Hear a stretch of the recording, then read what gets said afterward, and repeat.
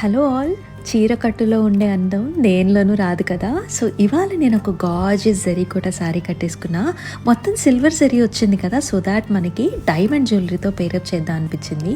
So CR fashions నుంచి ఈ beautiful jewellery నాకైతే చాలా నచ్చిందండి.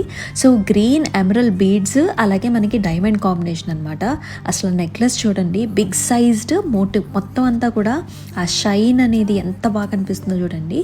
సో మనకి వరుసలుగా గ్రీన్ బీడ్స్ వచ్చి దానిపైన చక్కగా ఇలాంటి ఫ్లవర్ కాంబినేషన్స్ వచ్చాయి.